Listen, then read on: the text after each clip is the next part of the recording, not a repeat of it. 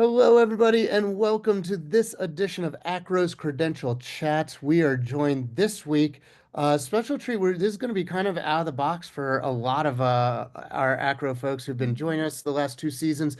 We're joined this week by Don Karber, Director of Skills Forward. That is FWD, correct, Don? It is. It is. Uh, Sorry, no, you make me laugh every time. That's what I was trying not to do when you were giving the introduction. well, as folks are, I just want to make sure if they're right away Googling the Skills FWD, no It is. space. And Don, for people who are not yet familiar with Skills Forward, could you have just a kind of your elevator pitch of just what it is that y'all are doing to change the world? Okay, so change the world. That's a lot. But so Skills Forward, we're testing what we call it is end-to-end testing of learning and employment records. So I know that your audience is probably very familiar with the digital credentials and learning and employment records space. And we're working on full project implementation. We want to go from, the student worker learner and their, when they receive such a credential or, a wallet or a record and a wallet, excuse me, to, the point that they're sharing this with employers and hopefully using it to get hired. And I apologize in advance for the siren if that's getting picked up in my microphone. What I am really excited about, Don, is we've been having a sort of trend over the last several episodes of people talking about what next, like not just creating credentials and issuing credentials, what happens after that? And with these end-to-end proof of concepts that Skills Forward is all about that you just described, it sounds kind of like in a lot of cases, your starting point is only, well, I guess you don't start before or after the creation and issuing of credentials, but a lot of what you're doing on the end to end is happening after the issuing of the credential, that it is concerned with the what next. And so as people are thinking about that LER, learning employment record that we keep talking about, what are some of the pieces of that end to end? That people are picturing little dots on a line or nodes in a circle. What are some of those stopping points? Oh, well, that's a big question, isn't it? So it depends if you want to get technical, which I'm not able to do, but I hear it a lot. So, the technical piece, of course, but just sort of, in theory, how is someone going to use the information? What does it mean to them? Is it valued? How are they talking about it when they're sharing it and promoting it? How do others talk about it, think about it? It's clear a process of changing hearts and minds as well. We're moving into a new space and it's uncomfortable, especially for some, especially because it's so unknown and it impacts all of us. It touches all of us, or it could.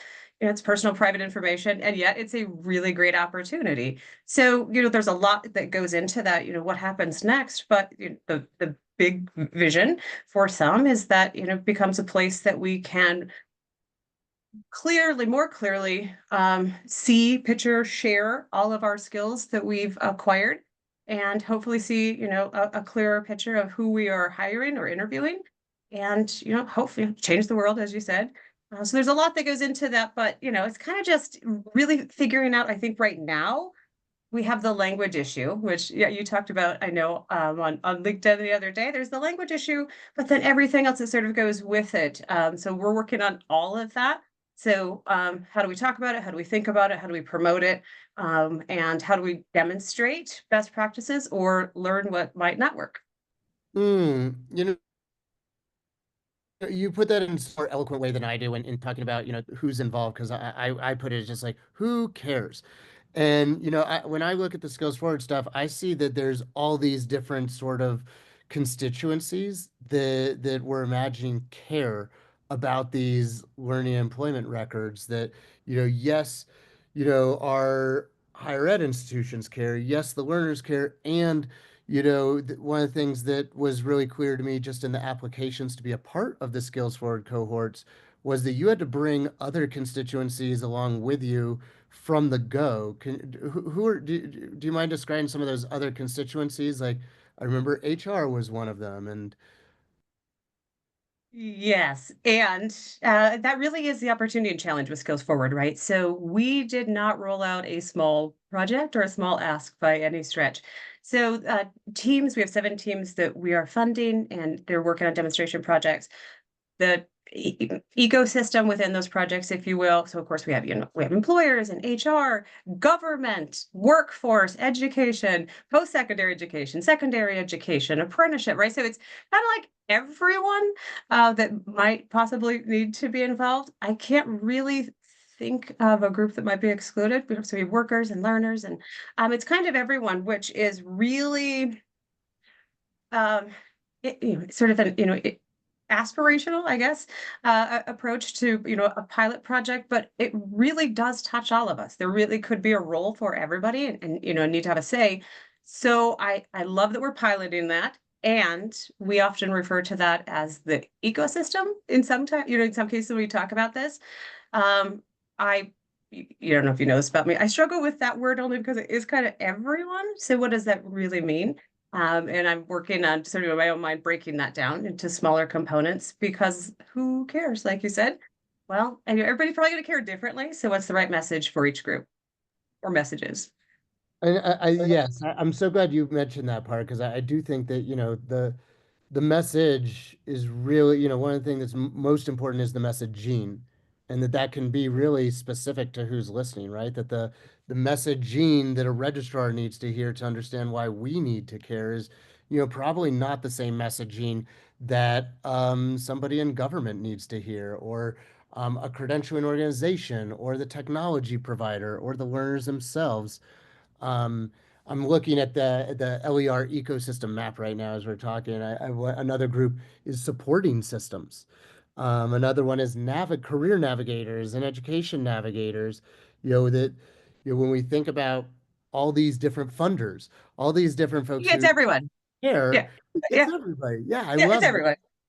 And I think that's to me is one of the exciting things also for folks, in offices like where I work in the office of the registrar is, we do such important work that is, really all about the why people should trust, post-secondary degrees and certificates and micro credentials.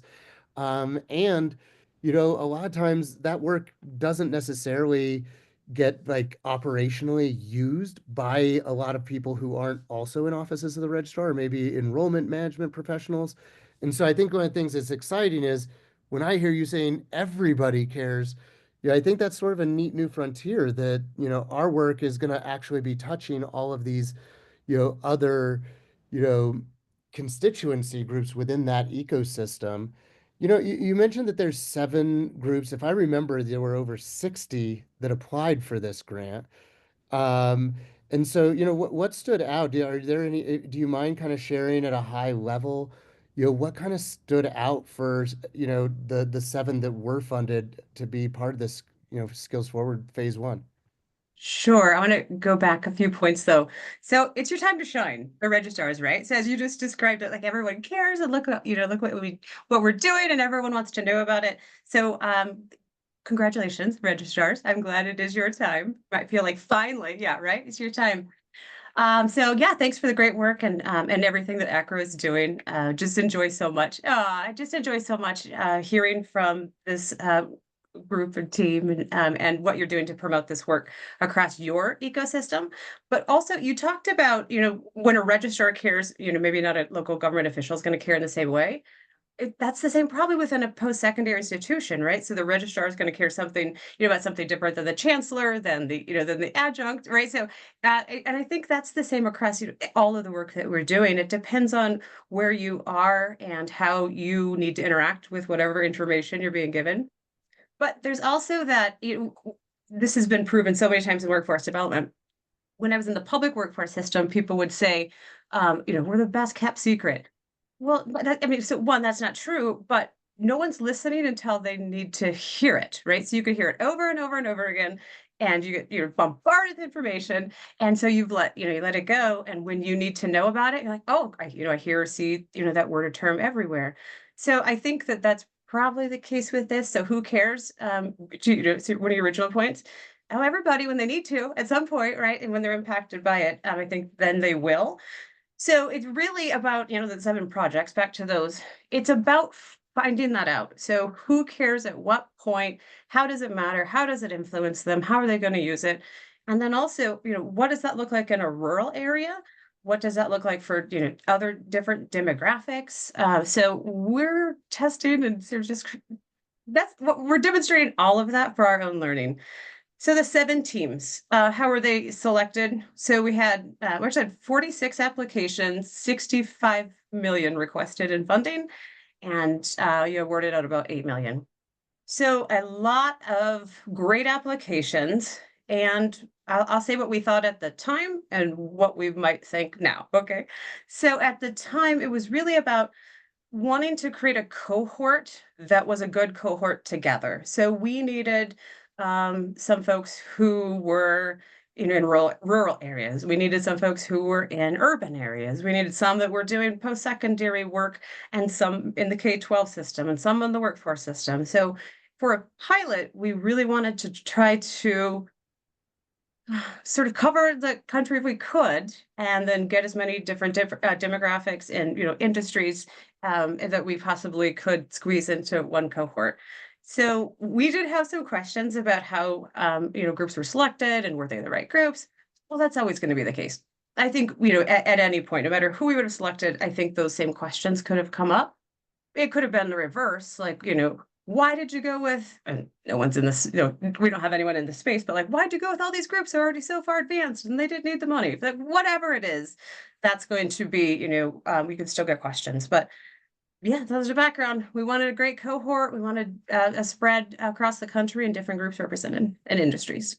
And with that end-to-end piece that you started with, maybe that's a good place to come back to. When you think about what, if one of them comes to mind or multiple come to mind of examples of, different, just delightful or surprising or really intriguing, stakeholders who are showing up as a part of, one of those 7 teams that, when we talk about that end-to-end approach of, wow, they were able to get not just a university, they were also able to get this stakeholder to be a part of the same proposal. That were there any pieces on the end-to-end thing that think are worth highlighting?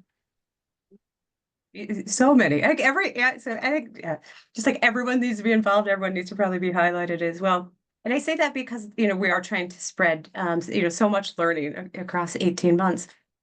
I like what Montana is doing, really focusing on the tribal community. I think it's a really interesting use case, and so rural, and so much of their state doesn't have access to broadband and internet. So what does that look like in this new world if it were to come? So I love what they're doing there. I love that Colorado is so engaged with the state, right? So it's the state workforce board, but so involved with state government. Totally different use case. And I love what Ohio's doing within the K-12 system, and with large numbers potentially because of the model that they were going with in their partnership. Alabama, right? So I like so much what they're doing. They've created their, sort of, if you call it a not closed system in the sense of the open and closed information, but a solution that is created within their state and available within their state. Yeah, Indiana, I like their approach. I like that the higher ed is leading that, and that's a really neat use case to watch as well. I hope I didn't miss anyone. Oh, Pittsburgh. I like Pittsburgh as well because of what they're bringing with employer engagement. So I could go Hmm. on and on. I have so many Yeah. different. I'll I'm chime in amazed by. one thing. I'll chime in with Arizona. I think is cool with the, focusing on Yeah, thank learners you. and pipelining them into, um, workforce opportunities within the, um, the same system that is basically the Yes, same system as credentialing them is honoring those same credentials in their own hiring. I think that's yes. really exciting. Kind of what next piece. Um, I Sorry, think Arizona. no, I am a big fan of all of these. I hear you talking about, some of this stuff is like we hear is has nothing to do with the wild new world of credentials, but it's about change management. It's about communication, which is, I'm guessing, one of the reasons why you're brought into Skills Forward. And also, I think that something that is sort of novel that is something we talk about, but that I hear being operationalized is handshakes. that we're not just doing things and then hoping there's going to be somebody on the next step on the end to end that you talk about who values the credential, but actually on the front end designing for creating things, issuing them, and having somebody there for the handoff who's just eagerly waiting to receive the credential in a way that says we value this. And that handshake piece seems to be just a really novel and valuable piece that y'all are doing. I haven't heard it in that same way, but you're going on the road with me, Noah. So very well put. I love the handshake. I'm sure there's a group working on that is going to tell me that I was supposed to know about that. I love the way that you put it. And yeah, so that's ideal, right? I hope that the way you described it is accurate. They're just waiting eagerly to accept this credential. Let's hope that that is the case. But yeah, aligning systems, right? I mean, I think that that's required in anything that we're doing that we're lucky enough to be able to do this work and serve communities at large, and I think it's just expected of us that we're working on how to make that efficient and effective. So yes, I that is the goal. Are we there yet? Maybe a teeny tiny way, right? But no, not on a large scale. A question we get a lot are, are employers using this? Not really, right? Not yet. I think it's fair to say we're building it. It's in process, it's being tested. I would think it'd be really odd to have thousands and thousands of employers like, ready, and we don't have anything quite ready for, large scale, the masses just yet. So, that is the final piece. You talked about handing, the sort of, I guess we'll say credential along the pathway. The final piece will be to employers. But also, when I think we're ready and they're ready, we're still testing in a lot of ways, not just skills forward, but a lot of what we're working on. So I love everyone's interest, and I love even more that we're in a space where we're welcoming innovation and we're testing what might work so that when we roll it out at a grand scale, we have some of these things worked out. I love it. You went from questioning if we're changing the world to talking about grand scale and changing the world. That is just such a great Me too. place to wrap, Don. I feel like Don Karber, Director of Skills Forward. Again, that's Skills FWD, no spaces. If you look it up, you can read all about the seven funded groups that are part of that pilot and probably see them talking about it at webinars and conferences near you sometime soon. Don, thank you so much for joining us on Acro's Credential Chats. Thank you, Noah. And you can catch the Don and Noah Roadshow very soon, I would imagine, right? Just kidding. Thanks, Noah. Bye, everybody.